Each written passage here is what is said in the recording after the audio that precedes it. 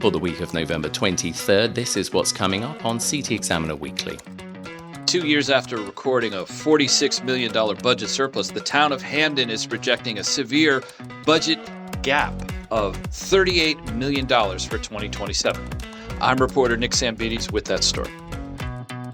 I'm Amy Wu, reporting on a controversial plan to make over one of New England's most distinctive small towns right here in southeastern Connecticut.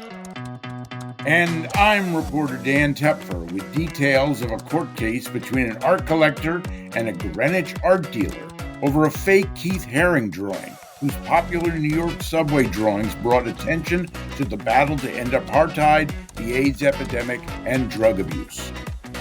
All that and more in this week's edition of City Examiner Weekly. I'm your host, Brian Scott-Smith, and I'm also joined around the table by Greg Stroud, Editor-in-Chief, and Arts Editor Robin Breeding. Welcome to you all. The town of Hamden continues to face financial challenges, which a recent State Municipal Finance Advisory Commission meeting showed the projected losses arising from outgoing Mayor Lauren Garrett's administration. Our reporter Nick Sambides has been covering this story for a while now for City Examiner and joins us with the latest. Nick. Right now, the State Municipal Control Board has met with the town of Hamden to talk about what next moves are. But the biggest problem they have right now is that they have to finish 2 audits before they can really tell where they're at financially. So does anyone know exactly how much money is missing or how much money they need or how big the deficit is? They have a pretty good idea in that they can tell you that it's the $36 million.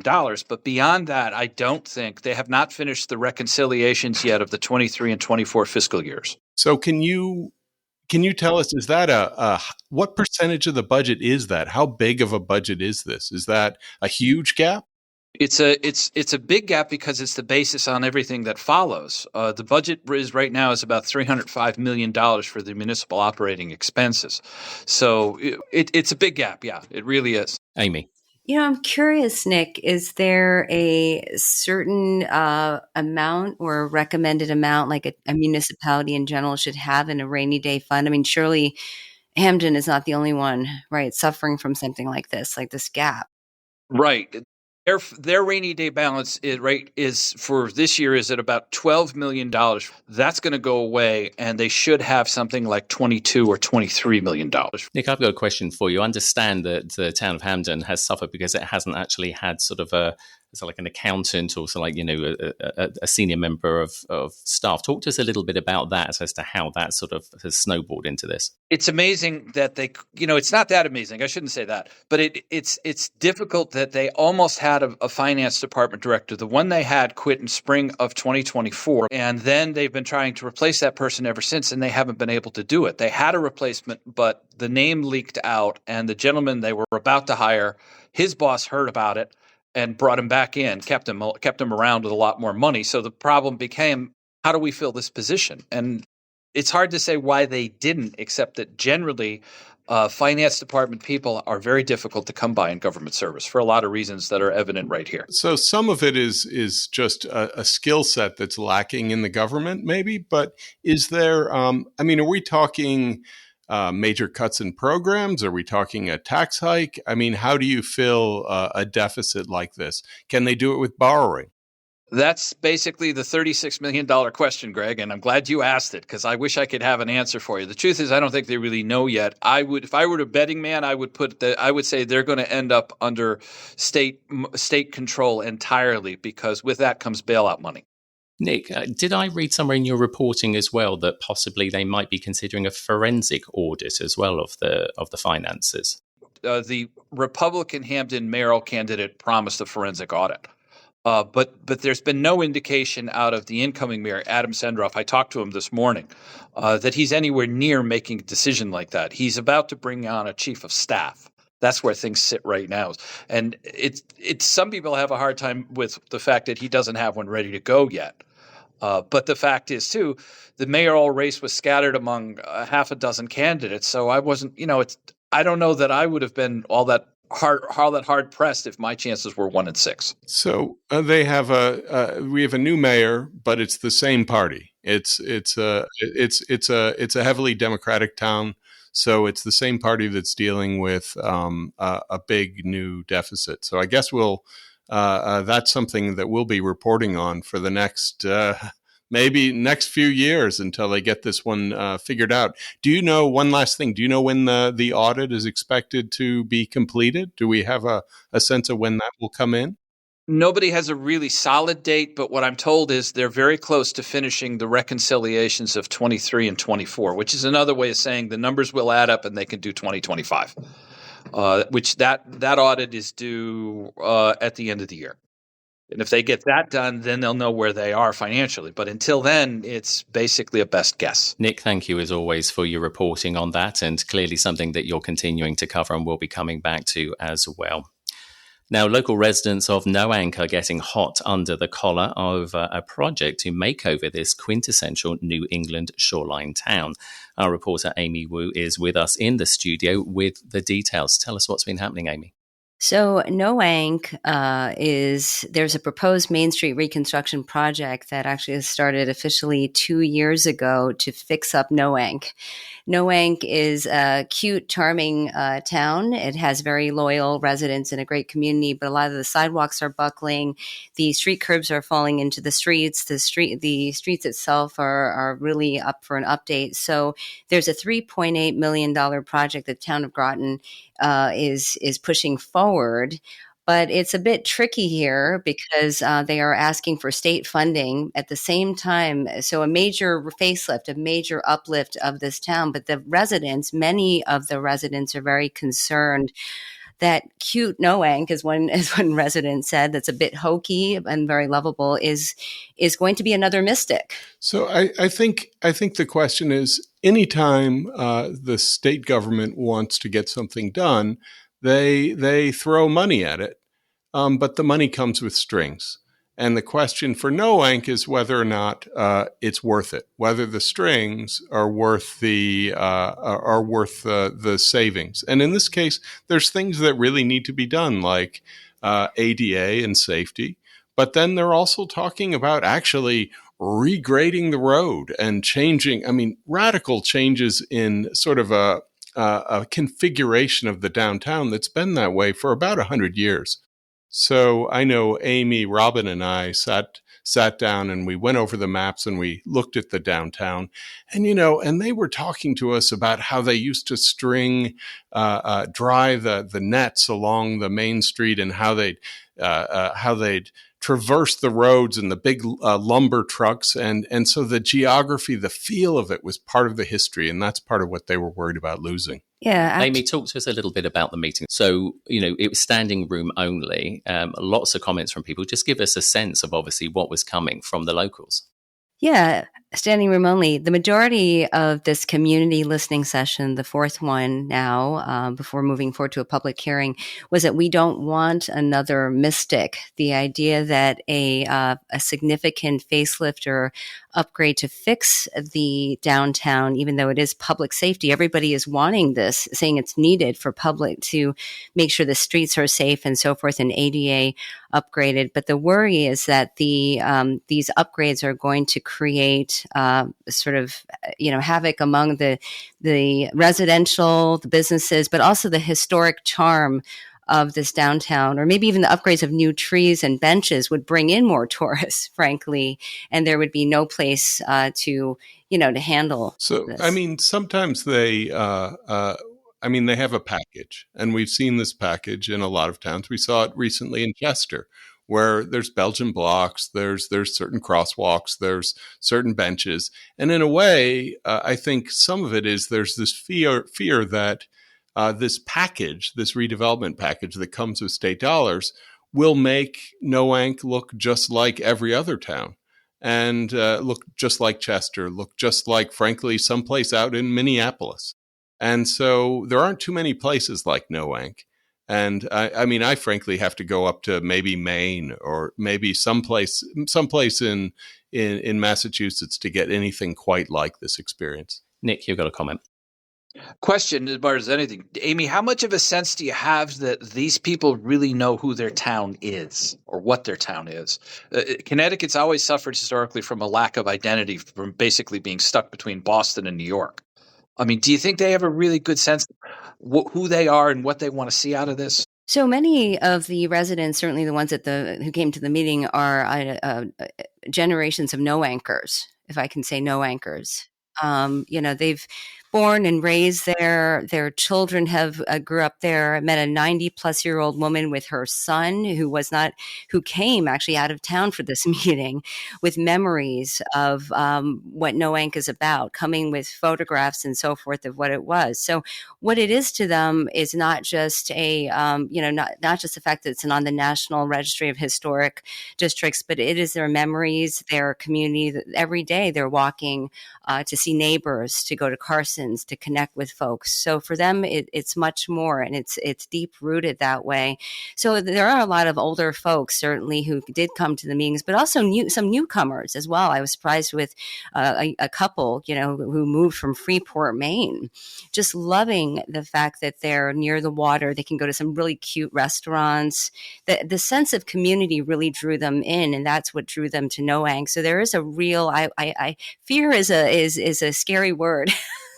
But there is a real concern that if this happens, there is no going back to what it was again. And the no going back part is really creating anxiety, I think, among residents. Amy, can I ask you as well? Obviously, there's businesses there. It's not just, residents as well. And my understanding from your reporting is that the consultancy firm who's put this forward has already extended the project by another year or something. So that's, that could have a big effect on the businesses there. Wright Pierce is the firm that was hired 2 years ago by the town to do this assessment. They initially did say it was a year. Now they are saying at the latest meeting it will be 2 years of a timeline from beginning to end. But it's unknown still. In other words, they're in this still exploratory phase, and it has to go to a public hearing and so forth. But yes, the timeline is a bit blurry. We'll put it that way. Greg. I think that when you see these new design proposals, there's a faddishness to them. And one is that parking really is not in among planners. And so one of the concerns is when they say they're adding parking, what they are is they're formalizing the parking, but they're actually taking away a good fraction of parking. And it's something that we saw again in Chester is that, and that's one of the fears, is that particularly during the summer, can people park? And it's one thing to say that parking is a waste. We wish everyone was on foot. It's another thing to say, people drive. That's just the reality of it.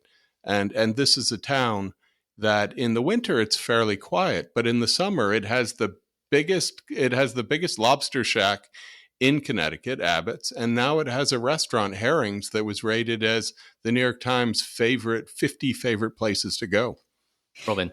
One of the things I got a sense of is that many of the residents would like to see the sidewalks upgraded and just remain with the same character. They'd like to have the same granite curbing, so that the town maintains its integrity. What we're looking at in the plan was a lowering of the entire roadbed by, I think, some feet, and actually lowering it. And then across the street from Carson's, they were going to require 2 steps up into the businesses. That is a radical visual change in that town. And well, not only that, but also we were talking about the ADA, obviously, aspect as well. I mean, how do you make that ADA compliant if you've got steps? I mean, surely that's, that doesn't work. Amy, what were you going to say? There's a lot of concern, too, about the sidewalks, the addition of sidewalks now in front of the home. Because that would also impact the residents there and obviously impact the parking. I guess what some residents are saying is it's already working. That there's already 4 cars parked and it's fine. It may be a little bit the word unconventional came up repeatedly, but it works is what they're saying. So just do some nip and tucks. I'm just going to give Nick the final comment on this. The first thing that strikes me is when they talk about lowering roadbeds, that flies against all the trends of coastal revitalization, because everybody's expecting seawater levels to rise over the next 40 years. So how's that going to work? We do unfortunately have to move on, but a very interesting story there. And it could be a radical change for Noank. So we'll wait and see what actually comes out of that. Amy, thank you ever so much for your reporting on that. Now, Keith Haring was an American artist and activist who emerged from the 1980s New York City graffiti scene. Haring used his work to raise awareness for social issues like AIDS, apartheid, and the crack cocaine epidemic. His murals can still be seen around the world, and his signature style is often used by major brands today. But now an art collector and a Greenwich art dealer are heading to court over allegations of a fake Haring drawing, and our reporter Dan Tepfer brings us the details. Dan. Hi, I'm not an art connoisseur. Nobody's ever accused me of that being that.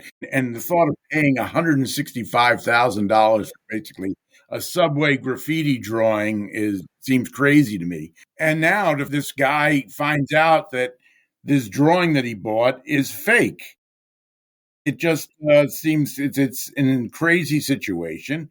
And it's going to be up to a jury next week to sort it all out. Dan, just give us a sense. You say he's found out it is fake. Can you tell us how? Well, he bought this thing. He was assured, he says, according to his lawsuit, that it was legitimate multiple times.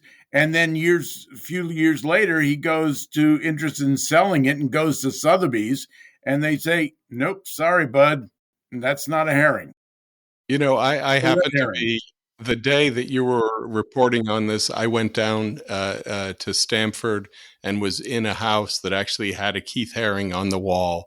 And I think it is for a certain generation, Haring so much represents AIDS and the loss. And I mean, his visuals were both joyful and joyous, but coming at a time of just incredible sadness. So I think there's something resonates. And maybe also we find that there are these artists who die young in their lifetime, and then works continue to be produced sometime thereafter. And that might be the case in this one. Yeah, you got to feel for the poor guy that bought it in the first place. I mean, what do they say about forgeries? The more you pay, the less you're inclined to question the authenticity. That's a lot of money to say goodbye to all of a sudden. Wow. Yeah, I am wondering on top of that, Nick, and how can consumers or even collectors protect themselves then? I can imagine, walking down the street, seeing something like that, it's authentic. So yeah, I'm just curious. Well, one of the arguments here is it buyer beware.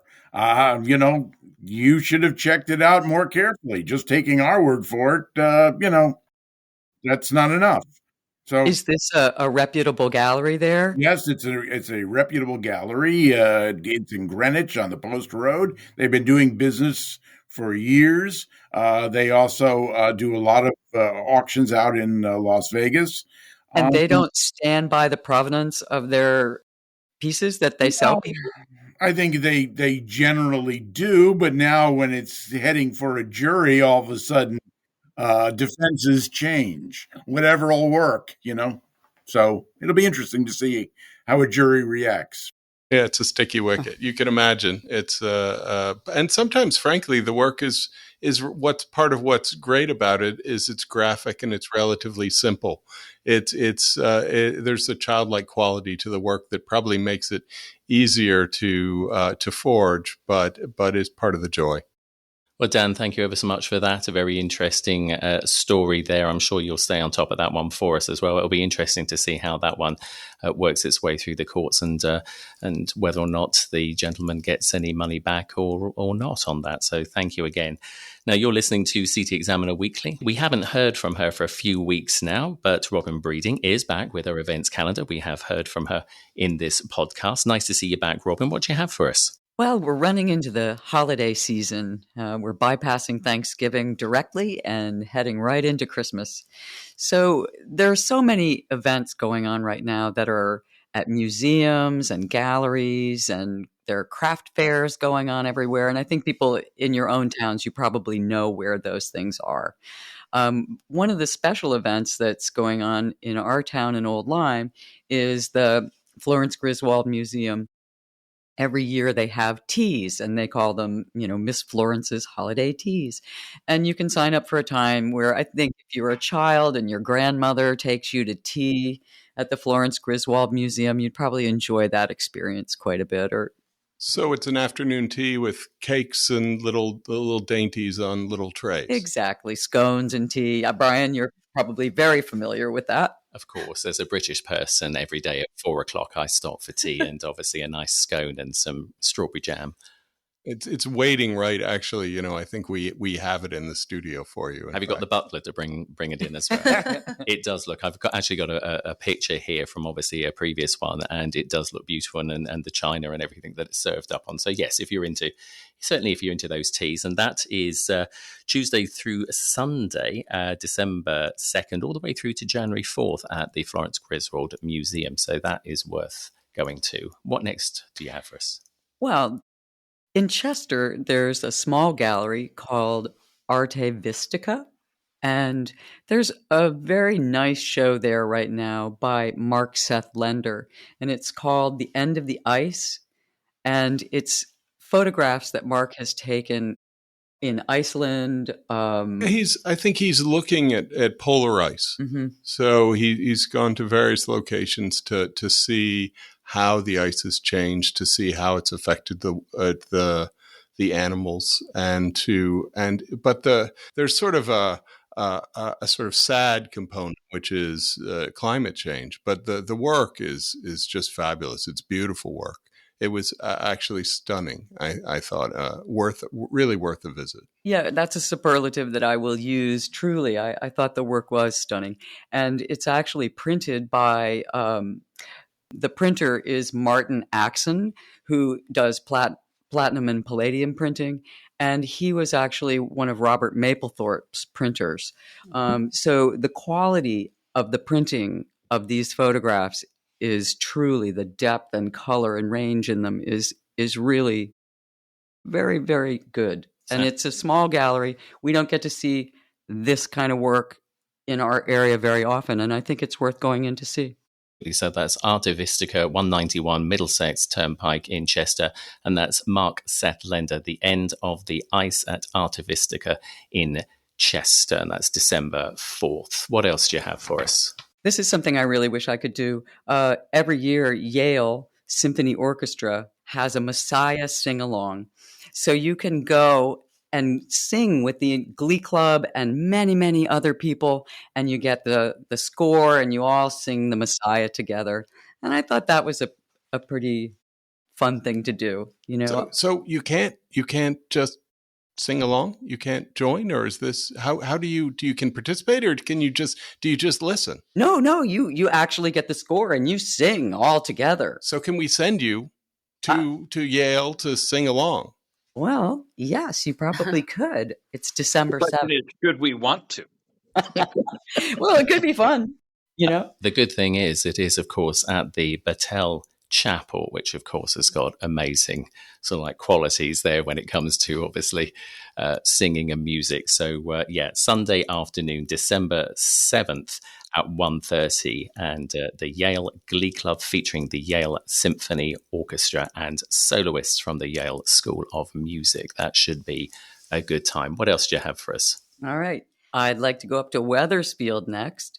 And there is the Webb Dean Stevens Museum, which is an old house museum in Wethersfield. And Wethersfield, for Christmas in Connecticut, Wethersfield is a wonderful town with really beautiful architecture.